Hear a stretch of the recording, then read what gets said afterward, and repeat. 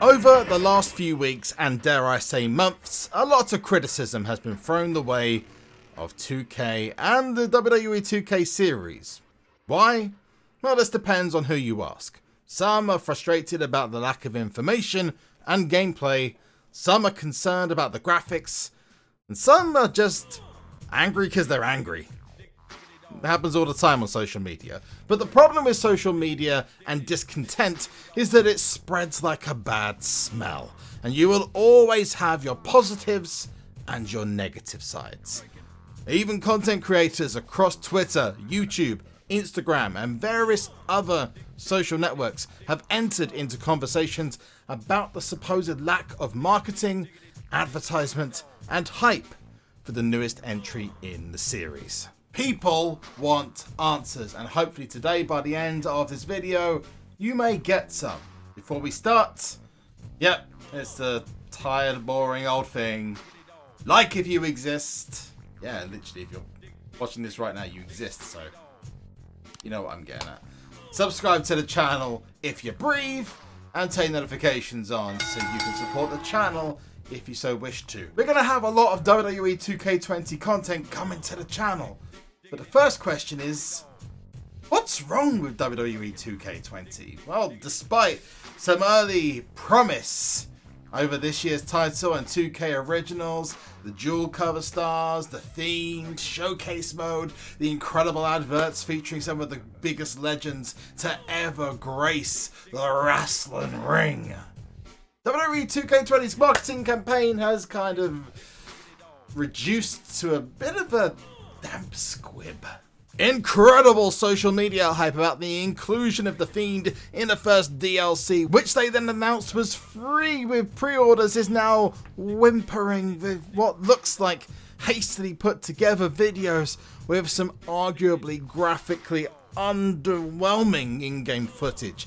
Add to that little to no official roster reveals, tiny snippets of gameplay now and then where previously full matches would have already been seen, and no details or footage from my career, universe and more just make the situation look even bleaker. It's not all doom and gloom. I mean, the entrances shown as teasers on social media looked hyped despite some lighting issues, and the graphics on both the models and arenas look fantastic. The DLC and 2K showcase is still incredibly exciting, with a buzz that you simply won't get from many other franchises.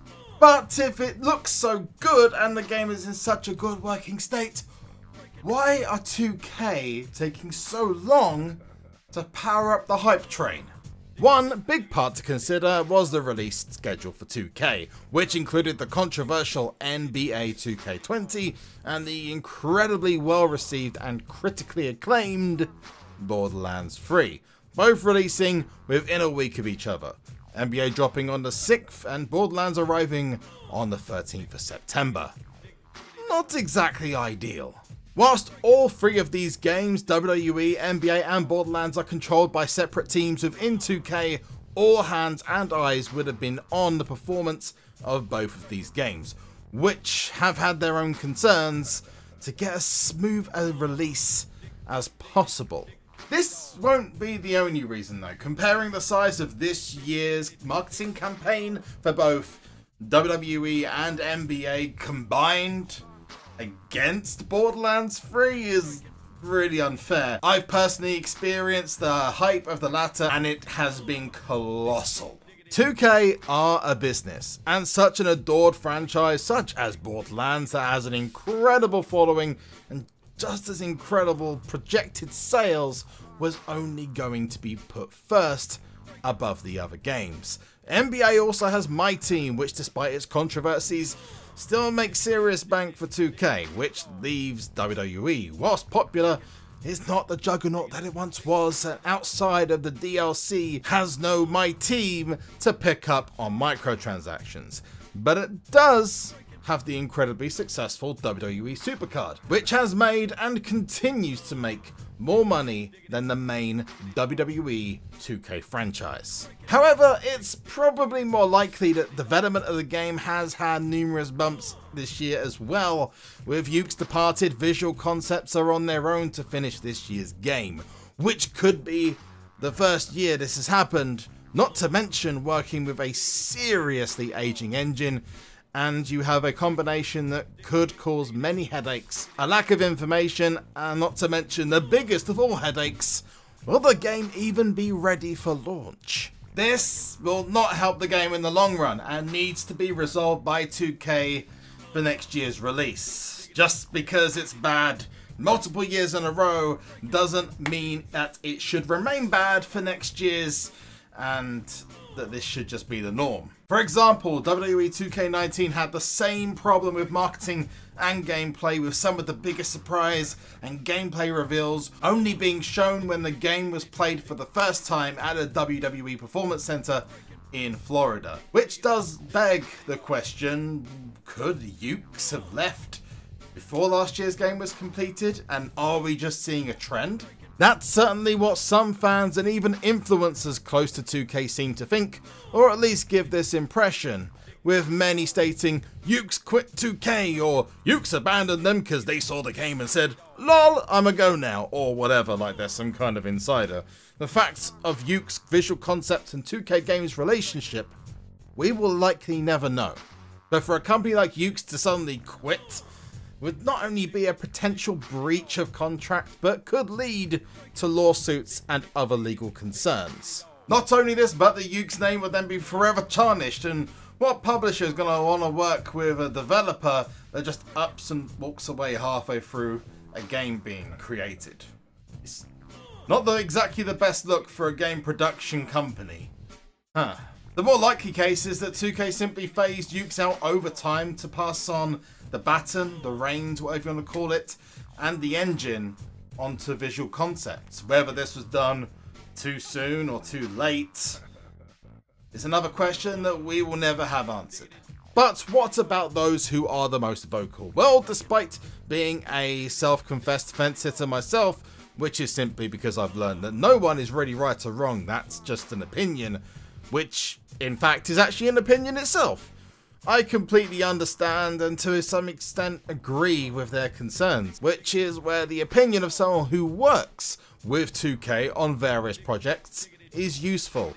Unfortunately, some that have this experience do tend to lend a stronger opinion out of frustration, which takes over factual information, replacing it with posts and content that seem destined to rile up their audiences rather than inform them. As an example, What Culture posted a report, or blog, whatever you want to call it, on WWE 2K20, which they named 10 reasons why they are worried about the game coming up to release, including some highly questionable and very critical comments, whilst failing to do the necessary research to clarify some of their more critical opinions. This only served to ignite more negative debate for what was effectively a cut and paste of the most controversial Twitter comments they could find into an article. But the damage was done mainly due to the size of the platform. Others have directly aimed critique at 2K, stating their displeasure at repeatedly worsening campaigns, with some influencers or creators going as far as to critique the game and gameplay before they've even played it. Some are rightly concerned that their request for a GM or draft mode, something that's been actively requested for so many years now, and is a massive part of WWE's programming every single year, has been largely ignored, and customers buy based on what they want or what they need. And this is something that 2K and Visual Concepts desperately need to address. All of this builds upon the foundations of an audience that has grown disinterested in the product after disappointing releases in the past and are restless due to the years of their wants and requests not being met. The fan base, whether you agree or disagree with any of my points, has a right to their opinion, which they are being vocal about. This may just be the creaking floorboards of a franchise slowly being revitalized by a new developer and a growingly impatient audience because of their past experiences with the game series, the publisher, the developer, or a mixture of these. There is nothing truly wrong with WWE 2K20 based on what we know. No one is to blame. It's a process. One that sooner or later will either get better, stagnate, or dissolve. which I know no one wants. Based on everything that I know and who I know, I believe that 2K Games genuinely wants this to get better. Only time will tell if this turns into a reality or is just wishful thinking. But if you've got a comment, don't be afraid to say it in the comment section below. Let me know what you think. I'm sure everyone in this video watching right now would love to know exactly what your thoughts are on this situation. And of course, once you've done that, make sure you've hit a like if you exist, subscribe if you breathe, and turn notifications on, because we will be covering more WWE 2K20 the more information drops on the game, which I imagine will be very soon. And the thing we have to remember is that I could have talked about this subject for 20, 30, 40 minutes and just be going around in circles. The fact is, we'll only know for sure about everything when the game is playable and when it's released. Until next time though, I have been SUPERZOMGBBQ. You have been awesome for taking the time to watch this video, and I'll see you in the next one. See you!